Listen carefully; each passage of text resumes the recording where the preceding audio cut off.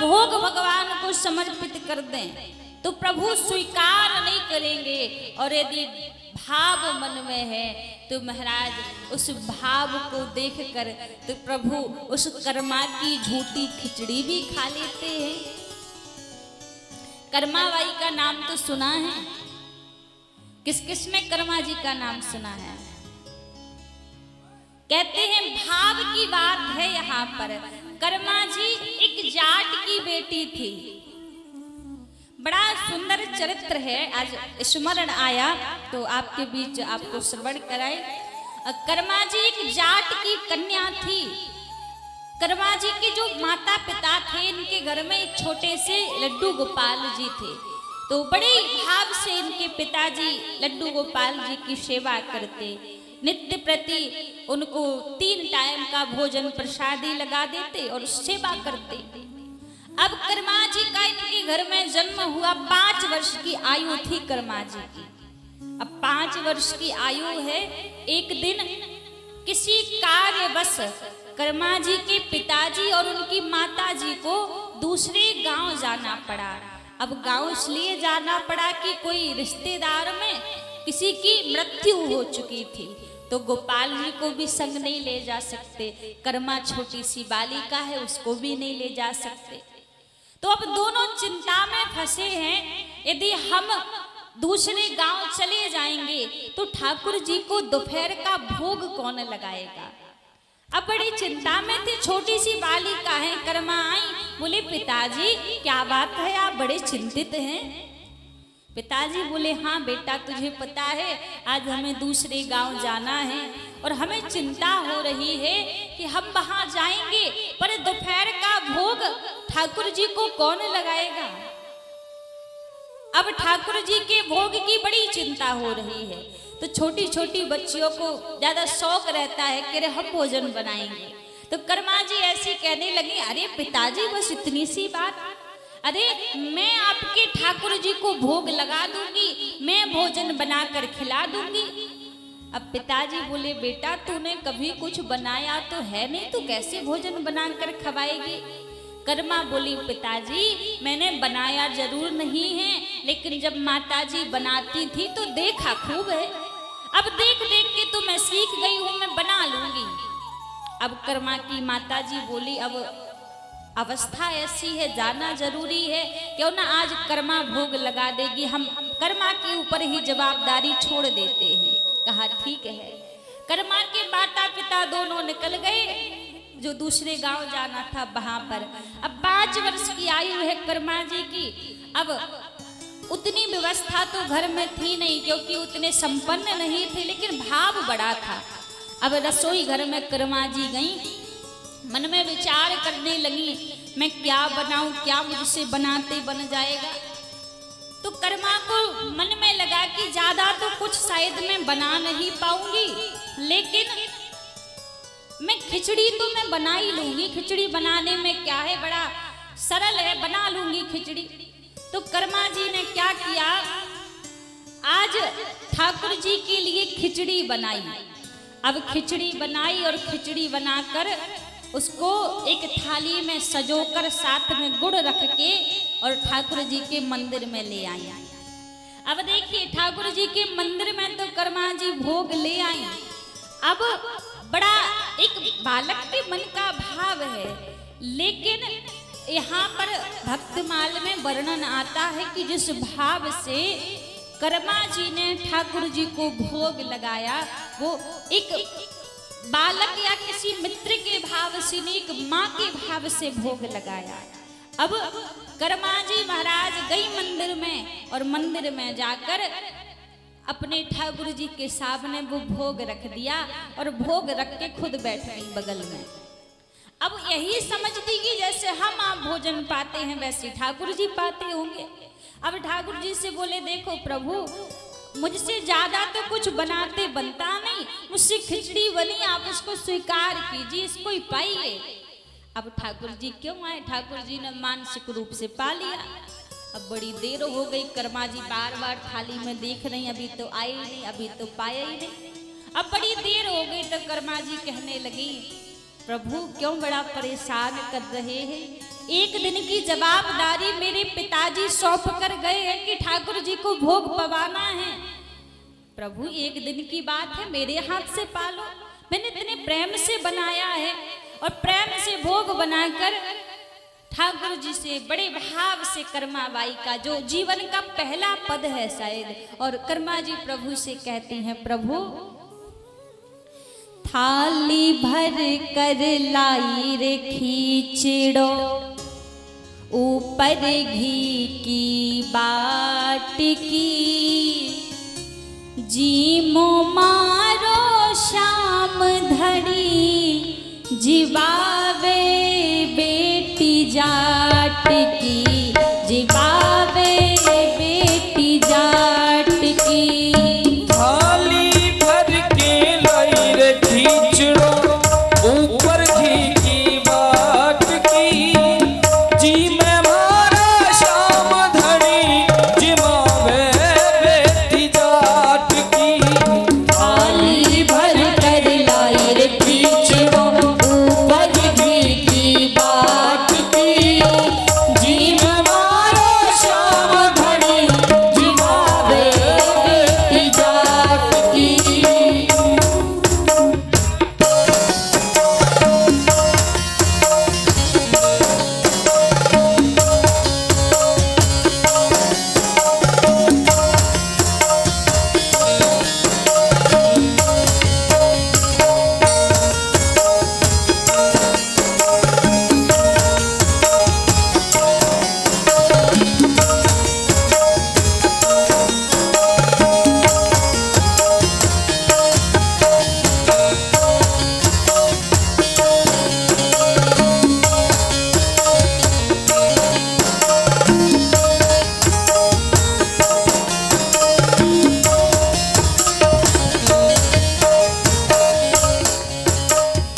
बाबू मारो काम गयो है, ना जाने कब आवेलो। बाबू मारो गाम गयो है, ना जाने कद आवेलो। बाबू मारो काम गयो है, ना जाने कब आवेलो। ओ बाबू मारो गाम गयो है, ना जाने कद आवेलो। के भरोसे बैठ साबिरो, भूखो ही रह जावेलो। उनके भरोसे बैठो रहो तो भूखो ही रह जावेलो। आज जिमाऊ तने खींचड़ो, काल राबड़ी छाछ की, जीव मारो शाम धड़ी, जिमावे बेटी जात की, जिमावे थाली भर के लाई रे खींचड़ो, ऊपर घी की बाट की, जीव मारा शाम घड़ी, जिमावे बेटी जाट की। थाली भर के लाई रे खींचड़ो।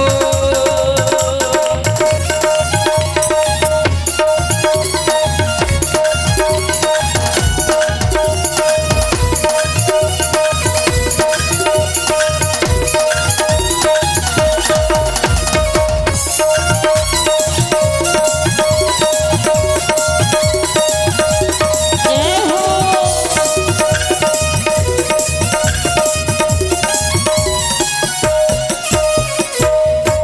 अब महाराज कर्मा जी बार बार मंदिर में जाकर देखती है, ठाकुर जी ने कुछ पाया ही नहीं। तो कर्मा जी मंदिर में जाकर प्रभु से कहने लगी, प्रभु आपको पता है बापू मारो गांव गयो है, मेरे पिताजी दूसरे गांव गए हैं, आज आपको भोजन मेरे हाथ से पाना पड़ेगा।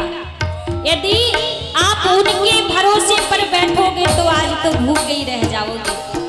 मैंने कोई बात नहीं, आज बनाते नहीं बना तो सूखी रूखी खिचड़ी आपके लिए बनाई है, कल जब मैया आ जाएंगी तो आपके लिए आपके मन पसंद का भोजन बना देंगे।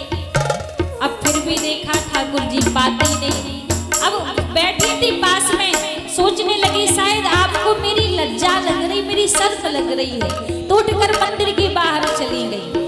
अब मंदिर के बाहर भी जाके बार बार मंदिर में आकर देखती, कुछ पाया, कुछ इन्होंने पाया।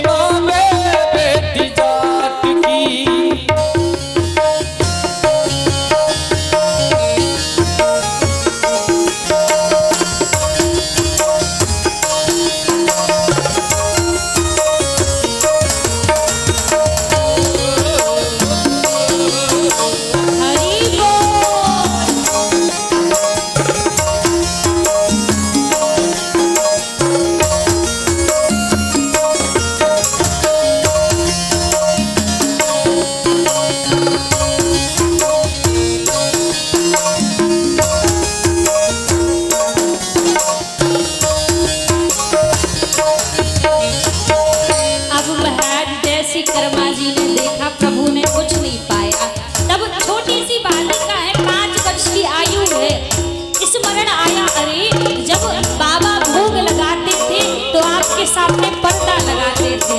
अरे सावरिया क्षमा करियो मैं भूल गई।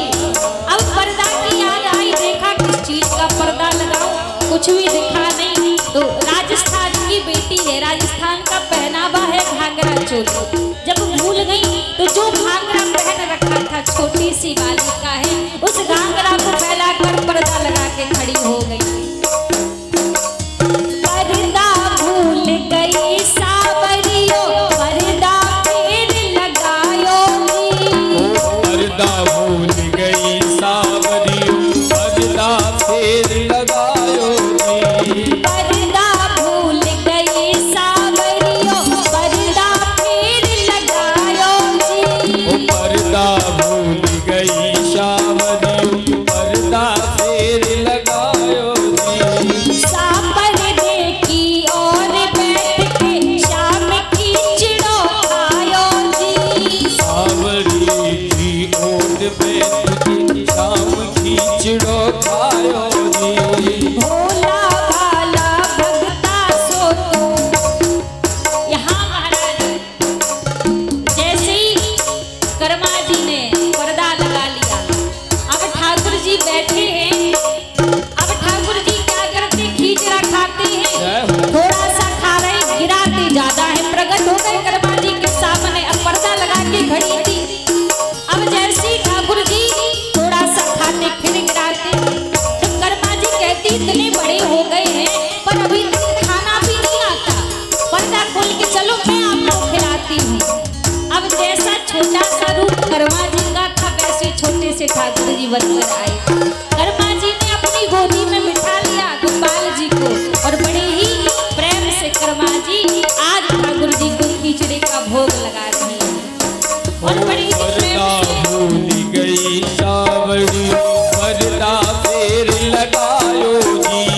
पर्दा भूल गई सावरियो, पर्दा फिर लगायो जी। पर्दा भूल गई सावरियो, पर्दा फिर लगायो जी। पर्दा भूल गई सावरियो, पर्दा फिर लगायो जी।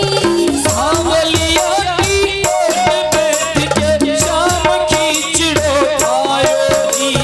सावलिया की ओर बैठ के शाम की चिड़ो खायो जी। भोला भाला भगता सो तू, सावरिया कर आट की। जी में मारो शाम धरी, जिवावे बेटी जाट की, जिवावे बेटी जाट की।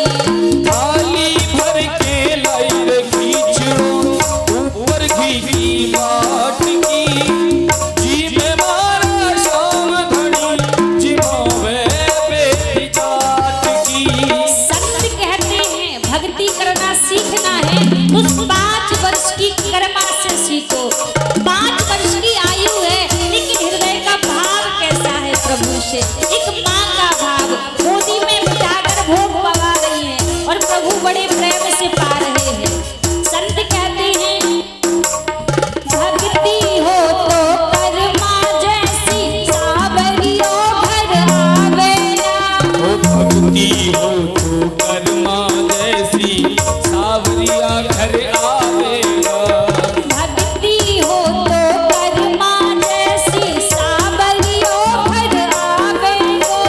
भक्ति हो तो कर्मा जैसी, सावरिया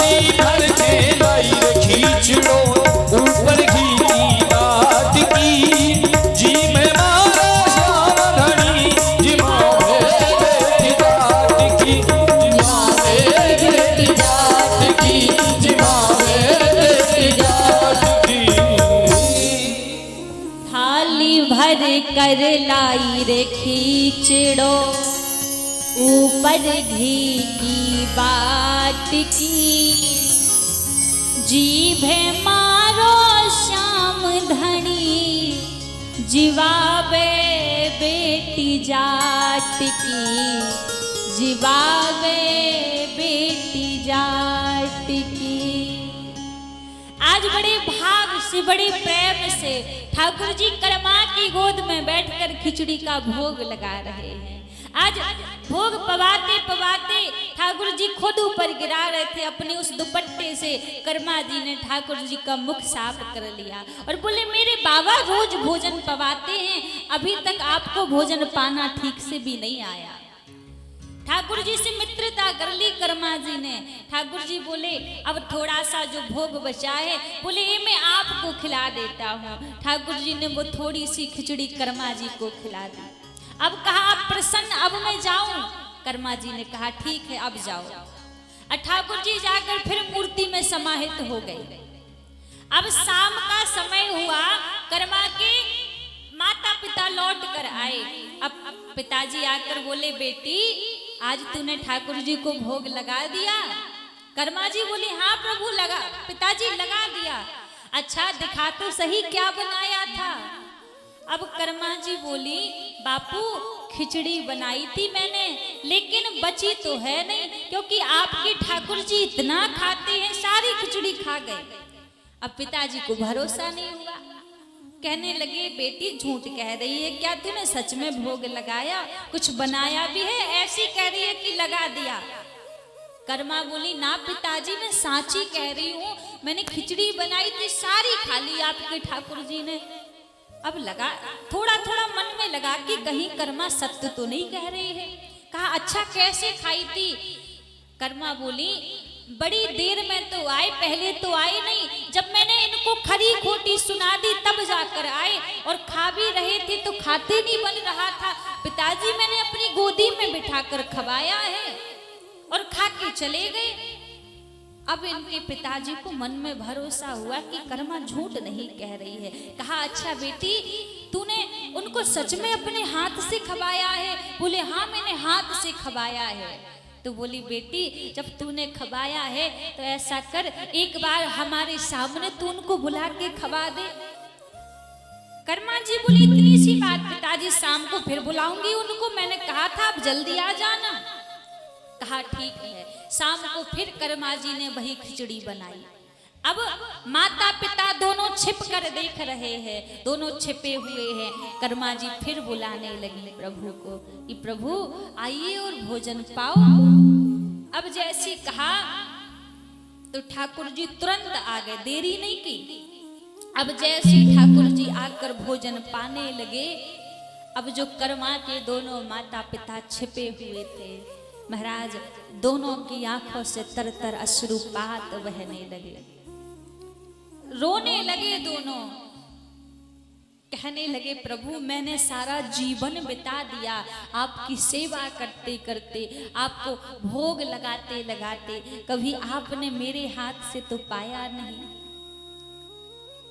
कभी आपने मेरे हाथ से तो भोग लगाया नहीं, और आज मेरी 5 वर्ष की बेटी ने पहली बार आपको भोग लगाया, आप उससे इतने रीझ गए, उसके हाथ से आपने भोजन पा लिया। तो पता है ठाकुर जी क्या कहने लगे? कहते हैं आप मुझे भोग तो लगाते थे लेकिन सेवा तो करते थे, लेकिन आपके मन में कभी ये भाव नहीं आया कि मैं प्रत्यक्ष बैठा हूँ। आप सेवा करते थे कि मूर्ति है, मेरा कर्तव्य है सेवा करने का, लेकिन जब आज कर्मा जी ने सेवा की तो कर्मा जी के मन में ये भाव था कि सामने साक्षात ठाकुर जी बैठे हैं और इन्हें सारा भोजन खवाने के बाद ही मुझे भोजन करना है। और आप भोग तो रोज लगाते थे, सेवा तो रोज करते थे, लेकिन आपके मन में कभी ऐसा भाव नहीं रहा कि मेरे साक्षात ठाकुर जी बैठे हैं। और देखा जाए महाराज तो यही हमारे मन की स्थिति है। हम पूजा भी कर लेते हैं, सेवा भी कर लेते हैं, कभी विचार करना जब उस ठाकुर के आगे भोग लगाओ, कभी उस थाली को निहार के देखना कि आज इसमें थोड़ा कुछ कम हुआ है क्या, कुछ खाया है प्रभु ने, कुछ घटा है इसमें से।